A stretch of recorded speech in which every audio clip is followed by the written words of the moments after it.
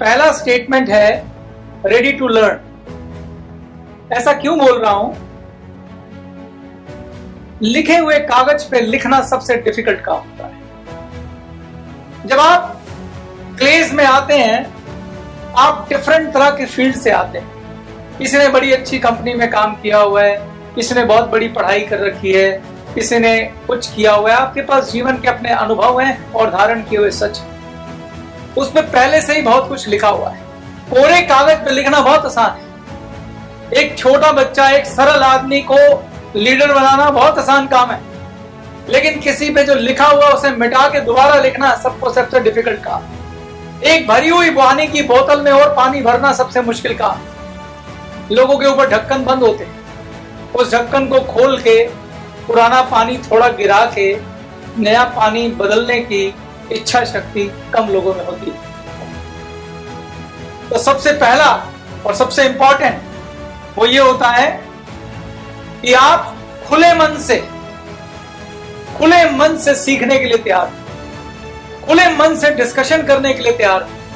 प्रश्न पूछें और उनका उत्तर इसलिए नहीं सुने कि आपने बहस करनी है अपने ज्ञान के साथ। उसको सुने और उसमें जो काम का लगे उसे रखें। कई लोग क्या करते हैं, अक्सर जब ज्ञान प्राप्त करने की बात आती है तो उनकी ईगो पे आ जाती है और उस ज्ञान चर्चा को बहस चर्चा में कन्वर्ट कर देते हैं। दो दोस्त थे, एक महफिल में बैठे थे। वहां पे एक दोस्त ने पानीपत की लड़ाई के बारे में एक बात शुरू करी। अभी बात शुरू ही की थी तो उसने बोला पानीपत की लड़ाई सन 1836 में। पानीपत की लड़ाई कितनी कब हुई थी? पानीपत की दूसरी लड़ाई 1850 में मान लो। हाँ, 1776 में, 1476 में। सर 1526 ईस्वी में पहला युद्ध हुआ था पानीपत का। 1526 को पहला पानीपत का युद्ध हुआ। पानीपत की पहली लड़ाई हुई 1526। आपको मालूम है ये सब मैं जानबूझ के कर रहा हूं जो हो रहा है। उस महफिल में भी यही हुआ था।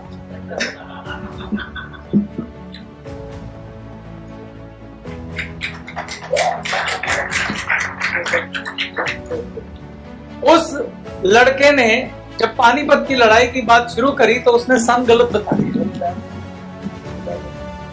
उसने 1526 की जगह शायद 1570 बोल दिया। अब वो बात जो वो करना चाहता था वो बात तो साइड हो गई और वहां बहस हो गई कि पानीपत की लड़ाई हुई कब।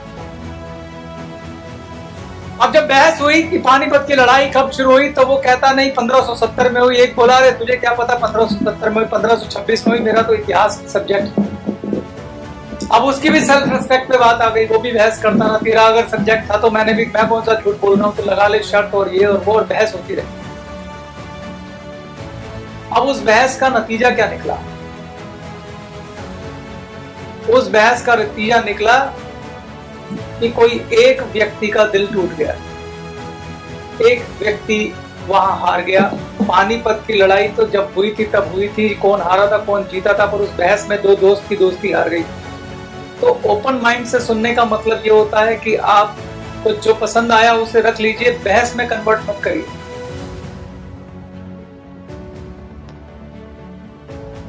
ओपन माइंड से दूसरे के विचार को सुनिए।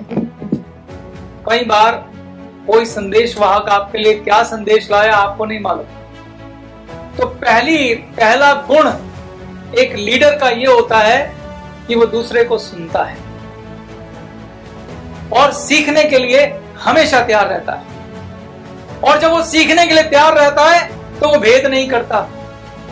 वो इस तरीके से जीता है कि हो सकता है बच्चा मालूम नहीं कौन सी बात कह जाए। वो अपनी ईगो को साइड में रखता है, वो अपने उपाधियों को साइड में रखता है, अपने अनुभवों को साइड में रखता है। जब वो सुन रहा होता है तो सिर्फ एक ही काम करता है, वो सुनता है। इस पहली लाइन का यही मतलब है कि सीखने को हमेशा तैयार। वो लोगों को जज नहीं करता। अगर एक किसान किसी गांव से आया है और आप बहुत पढ़े लिखे हैं और आप ये सोच रहे हैं कि उसको कुछ मालूम नहीं है, तो आप गलती पे हैं। हम सब लोगों ने पढ़ाई की है, फर्क इतना है आपने स्कूल की पढ़ाई की है और उसके पास जो पढ़ाई और है वो अनुभव की पढ़ाई है और आपसे ज्यादा पावरफुल है। खाली स्कूलों में सर्टिफिकेट लेने से पढ़ाई नहीं होती है, अनुभव से बड़ी पढ़ाई कोई नहीं होती है।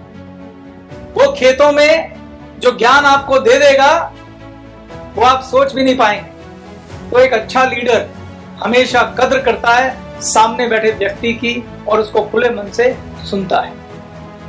उसके बाद सुनने के बाद फैसला करता है कि मुझे इसमें से क्या रखना है और क्या नहीं रखना है, उसको कसौटी पे तोलता है। मैं ये नहीं कह रहा हूं आपको दूसरे की बात माननी है, पर पहले सुनना जरूरी है, उसके बाद उसे जांचना जरूरी है, विचार करना जरूरी है। निष्पक्ष विचार करने के बाद तर्क संगत से समझना जरूरी है कि इसमें मेरे लिए क्या काम का है।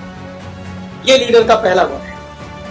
लीडर को हमेशा ये सोचना चाहिए कि मैं भी कहीं पे गलत हो सकता हूं, आई कैन बी रॉन्ग, और इसमें कोई बुराई नहीं है। जब तक हम इस धरती पे आखिरी सांस लेंगे तब तक सीखने की गुंजाइश है यारों। और उसके बाद अगला जन्म ले लें और पिछला जन्म याद रह जाए, उसके बाद सीखने की भी गुंजाइश। तो सीखना तो एक फॉरएवर की प्रक्रिया है, कभी ना रुकने वाली।